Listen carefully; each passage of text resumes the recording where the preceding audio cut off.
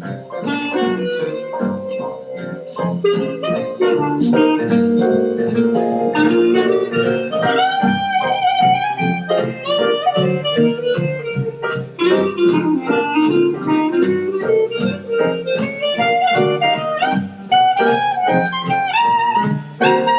this is Dick Fay And Terry Fay.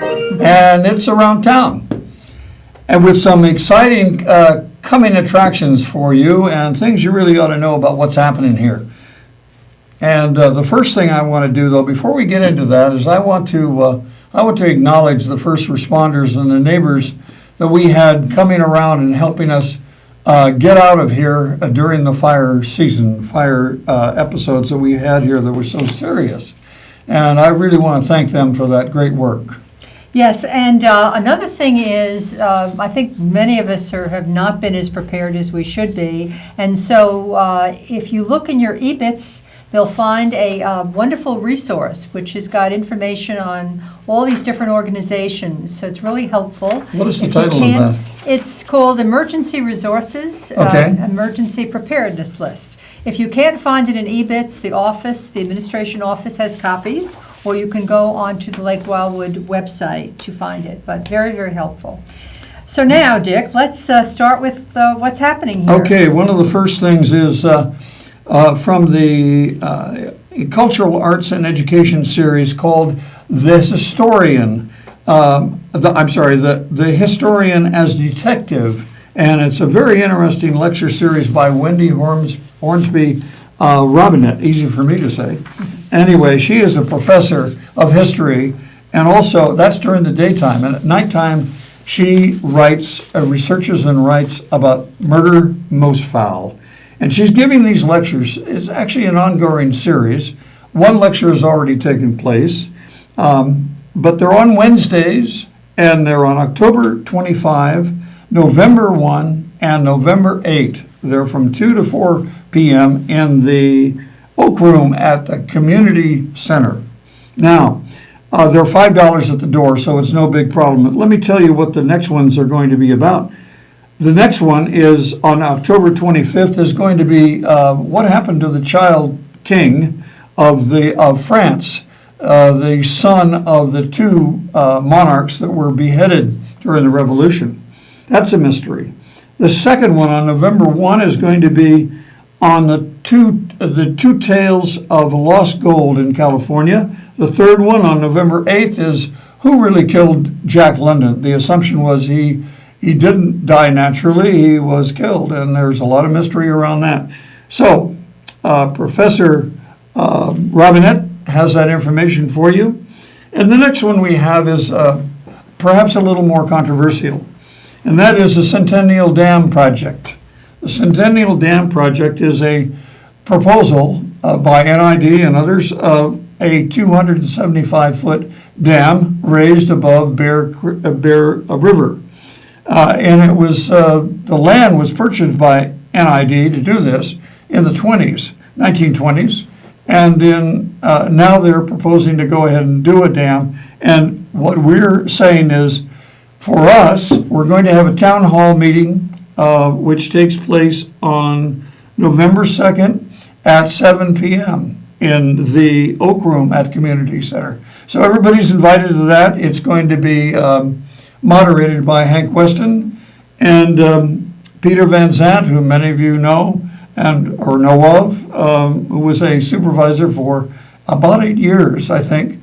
He's going to be there representing one side and several others on the other side of this proposal. So that's it on the dam. Now the other thing, perhaps a little lighter in nature, is the Lake Wildwood Holiday Craft Fair, and that's going to take place on Saturday, November 4, 9 a.m. to 4 p.m., and on Sunday, the following Sunday, 10 to 3, in the community room or community center again. They take over the whole center, and they present all kinds of wonderful Christmas purchases that you can make and crafts that are shown.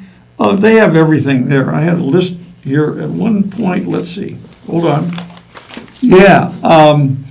Well, you get paintings, jewelry, hats, purses that are handmade. You get wood sculptures, pallet signs, bird houses, and other things that I won't mention because my voice is going.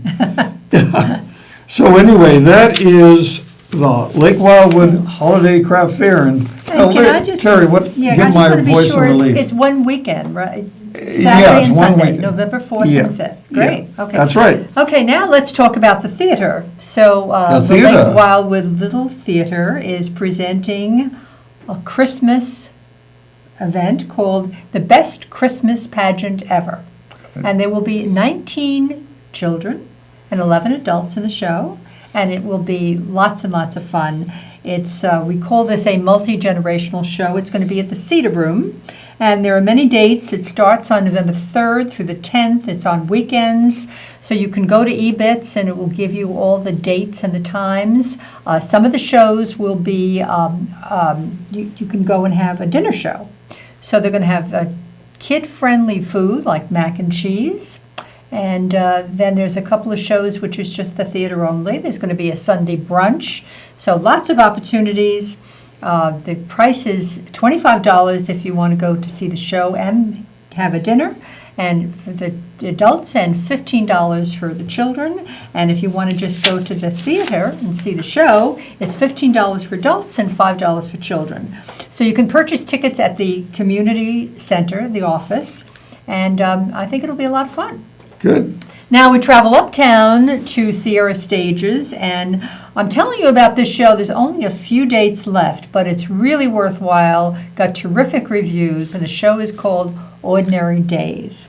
And it's going to be through only through October 28th. It's at the Off-Center Stage. The tickets are $25. You can go to the website and order your tickets. This show is directed by Sandra Rockman, and it's a musical. And the musical direction is by Ken Getz, who is, just wonderful. So I would really highly recommend you take advantage of that. And then Sierra Stages is also putting on something called Stage Kiss. And that's Theater by the Book, and it's only one night, October 25th, and that's at the Miners Foundry. And this is free. They do ask for a donation of $10. But this is a show, and we'll have two actors thrown together in a forgotten 1930s melodrama. If you need more information on that, you can go to the Sierra Stages website, but it should be lots of fun. Okay, Dick, what else do we have? Yeah, we got some jazz coming to the lake here, Jazz at the Cedar. And that really is featuring John Cucuzzi and his wife, Christy. John Cucuzzi brings his Quartet Plus One, they call it, on Thursday, October 26th, and at 7:30 p.m. And you ought to get tickets right away. The tickets will be available for $20 at the community center. Now we're going to hear Christy sing in this little sample of music. She's a really famous singer. She's been singing with Big Tiny Little, among other bands. So let's hear that sample right now. Meanest gal in town. Leather is tough, but Hannah's hot as tougher. She's a gal who loves to see men suffer. To tease them and thrill them, then torture and kill them. Here's a delight, they say. Well, I saw her at the seashore. That was great. That was fantastic. And you're going to hear, if you go to the show, you're going to hear New Orleans swing and blues. You're going to hear Chicago jazz, a version of Dixieland as it was down in New Orleans, and some standards by legendary players in the 30s and 40s. So it's a terrific show. As I say, you ought to get tickets before they get sold out. Now, the next thing we have is fun on a different platform. It is haunted walking tours in Grass Valley and Nevada City by Mark Leon, an actor, writer, and a storyteller. He's going to be presenting these walking tours on Friday and Saturday nights in October, starting at 7:30. Now in Grass Valley, those tours start at the Grass Valley Library at 207 Mill Street. You know where the library is, right across from Wells Fargo there. And in Nevada City, it's going to start across from the National Hotel. And the National Hotel, that is across the street from that, the National Hotel has some good old haunting of its own, including the white woman, so-called, and a kid that rides around on a tricycle. In addition to that, there are bits and pieces of people that were blown up in an explosion that took place there from people trying to escape a fire at the National Hotel.